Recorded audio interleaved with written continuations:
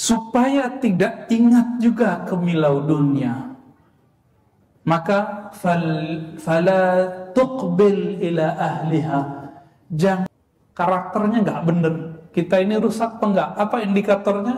Beliau kata mendapat ridha Allah dengan meninggalkan dunia, maka yang dia lakukan dua hal.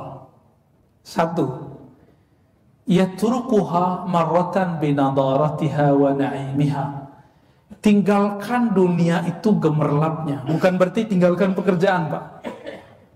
Tinggalkan lifestyle pencinta dunia. Itu maksudnya.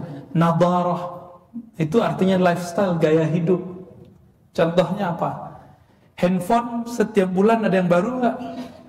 Ya, antum kalau cinta dunia itu kalau keluar handphone baru itu nyesek. Handphoneku, ya mau ganti lagi. Levelnya naik, beda Pak. Kalau anak SMA, SMP, ya, kuliah itu mainnya di handphone, motor. Tapi kalau sudah kerja, sudah punya penghasilan yang lumayan tinggi, itu lifestyle-nya apa? Mobil, ganti-ganti mobil, nyesek gitu ya. Apalagi mobil Jepang, tiap tahun ada gantinya. Bener nggak? Udah keren tahun ini, tahun depan nggak keren lagi. Sama, ibu-ibu kan, bapak-bapak tahu nggak? Ada beberapa tas ibu-ibu itu lebih mahal dari mobil. Kalah Pak, 4 Avanza ke bawah itu. Ke bawah itu. Ada, ya kita lihat. Sesekali saya lihat juga, wah di pesawat itu, ya di tempat lounge itu. Sengaja taruh depannya, lagi makan. Kalau kita kan naruh tas kan di bawah, ini di atas Pak. Kenapa? Harganya 4 kali Avanza. Berat itu Pak. Itu lifestyle yang bikin capek ya. Tapi kalau antum sanggup, boleh tapi jangan dijadikan lifestyle. Itu kalau dijadiin pesantren udah jadi satu Pak ya. Ya, kalau masjid berapa Pak biayanya nih? Berapa M mau dibuat ini? 16. Ya, udah berapa persen tuh ya? Allahu Akbar. Ternyata orang Indonesia itu kaya-kaya Pak. Orang Indonesia itu banyak duit. Mau tahu? Coba cek.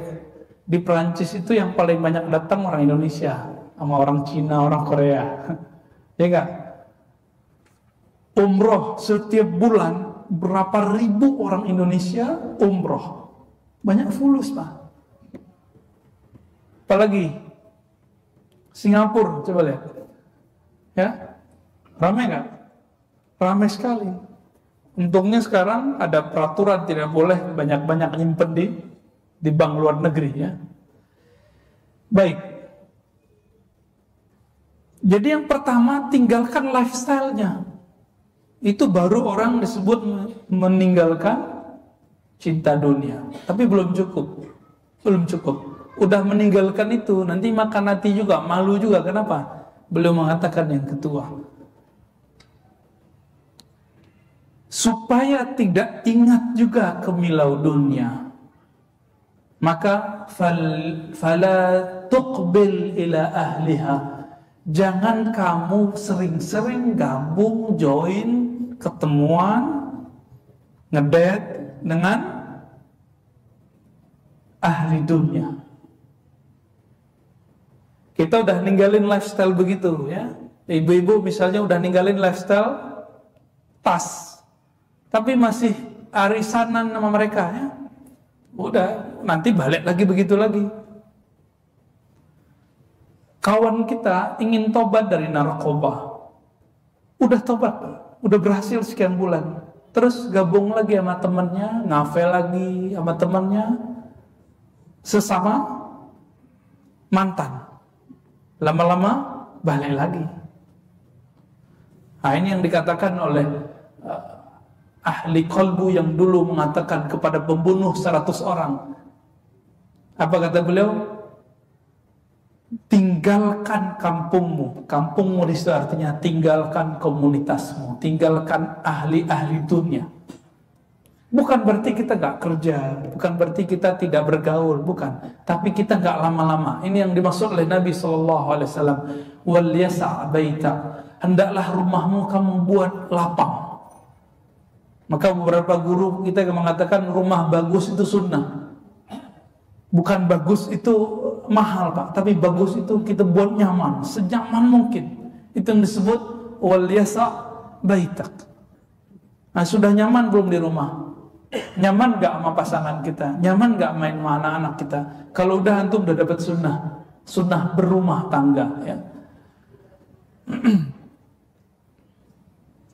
Apalagi kata beliau, Bapak saudara Allah, kenapa kita kalau ingin taat kepada Allah lalu kita dapat musibah, dapat ujian? Ternyata ada hadisnya, dan hadis itu diulang maknanya oleh Imam Abul Hasan Ibn Sa'ih Ad-Dainuri. Apa kata beliau? Ba'du masyaikhina yaqulun, sebagian masyaikh kita berkata, man ta'arrada li mahabbatihi ja'athul mihan wal balaya bil awqar. Siapa yang berusaha cinta kepada Allah, menjalankan amalan-amalan para pencinta kepada Allah, maka dia harus siap-siap mendapatkan ujian. Karena cinta itu dibuktikan dengan ujian. Kalau antum nggak siap diuji, jangan jatuh cinta kepada Allah. Ujian seorang laki-laki ketika mau melamar seorang perempuan apa? Si perempuan mengatakan, Mas, ini maharku. Berani kasih? Berarti cinta, lulus pertama. Benar gak? Ya. Kalau udah cinta kepada pasangan, nanti kita diuji oleh pasangan kita. Kalau istrinya hamil, tiba-tiba apa namanya tuh? Kalau lagi pengen-pengen itu, ngidam. Udah pulang-pulang, kita bawa hujan-hujan, tahu-tahu istrinya bilang apa? Udah nggak mau mas, gitu. Ya, kesel nggak? Kalau antum kesel, itulah ujiannya. Tapi kalau tambah cintanya, ya Rob, ya ternyata begitu tuh asik Pak. Ya, begitu tuh seru gitu. Kalau nggak gitu nggak cinta namanya. Ya. Yang nggak begitu tuh di surga, enak semua ya. Sabar, ini bukan surga. Jadi kalau antum menikah ada ombaknya, ada badainya, ada gangguannya, itu wajar. Kenapa? Ini bukan rumah tangga di surga, ini rumah tangga di dunia. Maka jangan pandang istri kita seperti Khadijah. Khadijah itu penghulu perempuan surga. Begitu juga seorang perempuan jangan pandang laki-lakinya seperti Nabi Muhammad, nggak mungkin. Ya, Nabi Muhammad pernah ngambek sama istrinya Aisyah, sama Hafsah, sama Uslamah, pernah. Sampai kemudian Umar bin Al-Khattab kemudian datang mencari Hafsah, ditarik bajunya Hafsah, dikatakan, hei, kamu sakiti Rasulullah bagaimana? Apa yang kata-katamu yang membuat Rasulullah sakit? Benar kamu ditalak. Dia bilang, wallahu alam. Cuma gitu doang. Hafsah pun gak mengerti Rasulullah mentalaknya atau apa. Ternyata Rasulullah SAW bersumpah untuk tidak pulang ke rumah selama sebulan. Maka kemudian Umar datang ke tempat Nabi. Nabi lagi berkhalwat Pak. Jadi Nabi aja pernah ngambek sebulan.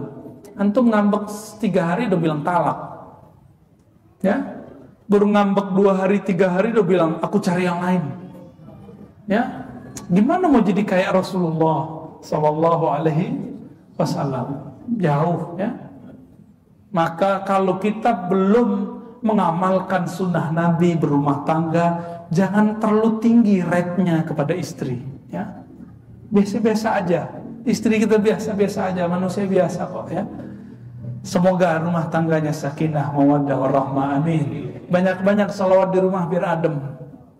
Orang yang kurang salawat di rumahnya, rumah tangganya panas. Baik. Bagian akhir ya. Sebenarnya ada beberapa lagi.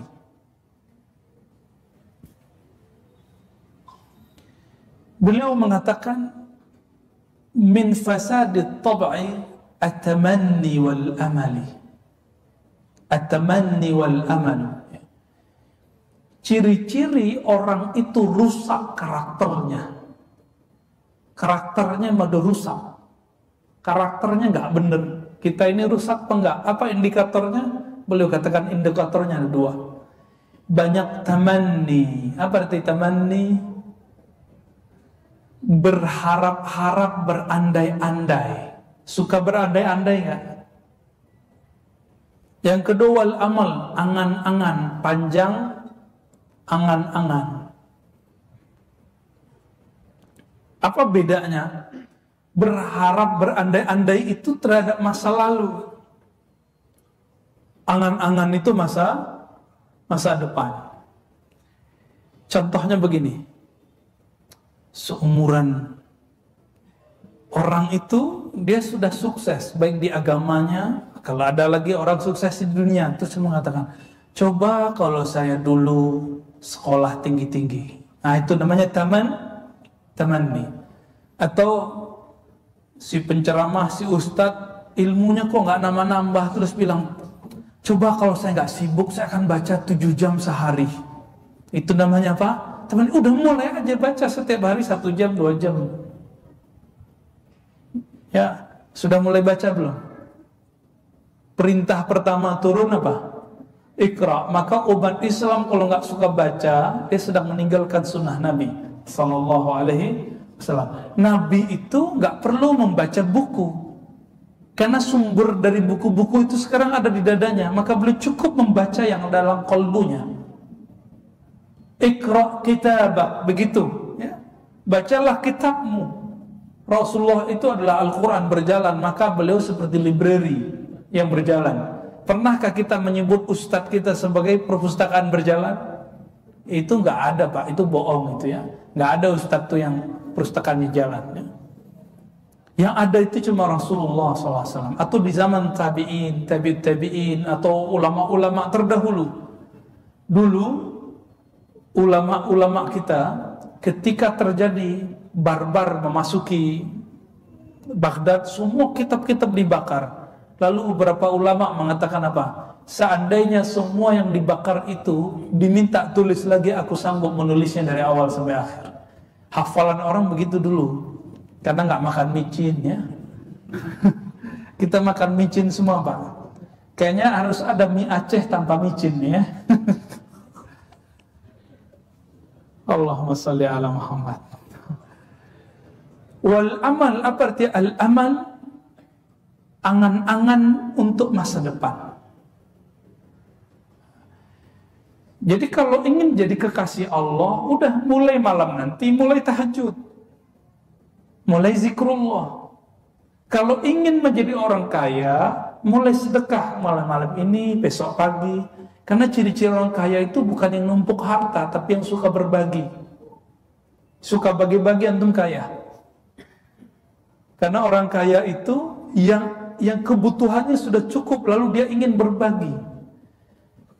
Ini yang disebut al-ghina ghinan nafs. Kaya itu kaya yang ada dalam perasaanmu. Oleh karena itu mungkin saja orang berumah bagus, mobilnya banyak, tapi mentalnya miskin. Mungkin saja orang jabatannya tinggi, tapi masih merasa disaingi. Itu orang-orang yang udah nggak ghinan nafs. Tapi ini harus balance juga ya. Kalau nggak balance nanti nggak mau maju-maju ya. Nah, apa kata beliau? Ciri-ciri orang yang rusak karakternya, pemalas yang benar-benar pemalas, munafik benar-benar munafik, dia cuma berangan-angan. Contoh, ada orang ingin berhenti ngerokok. Coba kalau saya bisa ngerokok, udah ngerti aja ya. Nggak usah berangan-angan. Sorry yang ngerokok ya. Saya nggak mengharamkan rokok Pak, tapi saya mengharamkan untuk diri saya sendiri. Maka saya bernazar untuk tidak merokok. Tapi guru-guru saya sebagian merokok. Cuma sebagian juga tidak merokok. Karena di Quran tidak ada dalil mengenai rokok, maka wajar ulama kita beda pendapat. Benar nggak? Ada di Quran. Yang ada khamar. Khamar ada, tua. Tapi kalau rokok nggak ada. Maka antum yang semangat mengharamkan rokok, cukup haramkan untuk diri sendiri dan orang-orang sekitar. Kalau ada orang yang beda faham sama kita, dia tanggung jawab di hadapan Allah Ta'ala. Ya, semua kita akan dihisab. Akhir surat At-Takatsur apa?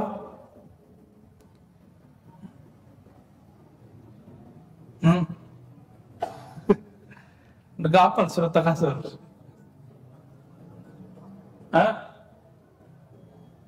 Akhir surat At-Takatsur. Setiap nikmat akan ditanya. Apa bahasa Arabnya? Yang kenceng. Summa latus alunna ma'izin anina. Itu kalimat dahsyat, Pak. Pakai la. La itu sungguh, benar-benar. Terus belakangnya pakai nun taukid, benar-benar. Jadi 2 kali Allah itu sungguh-sungguh. Kemudian kamu akan benar-benar ditanya, sungguh benar-benar ditanya dengan semua nikmat yang kamu pakai. Nikmat nggak ngerokok, Pak? Dihisap nanti. Ya. Udah dulu ya. Oh, masih ada waktunya. Masih ada waktunya ya. Imam Ibn Sa'ikh ini, beliau pernah juga mengatakan, mal ma'rifah, ketika ditanya, apa itu ma'rifat kepada Allah? Kan orang sering ngomong ma'rifat ya. Apa yang disebut bermakrifat kepada Allah? Beliau berikan contoh, bukan teorinya, itu boleh kasih contohnya. Ru'yatul minnah fi kullil ahwal. Engkau mengenal Allah, bermakrifat itu, bertauhid itu, engkau menyaksikan ada pemberian Allah di setiap keadaan. Ini berat ini. Bagi orang yang belum faham berat. Tapi kalau untuk sudah faham, itu tidak berat.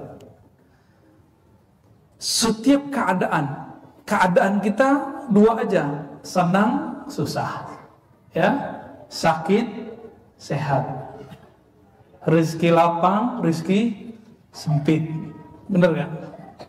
Cuma 2 itu aja, 2 aja bolak-balik terus, bolak-balik. Waktu kita cuma 2 itu aja, cuma 2 itu waktu kita. Apa kata beliau? Menyaksikan anugerah Allah di setiap keadaan. Ketika kita senang, kita menyaksikan bahwa ini kebaikan dari Allah. Kebaikan itu 2, Pak.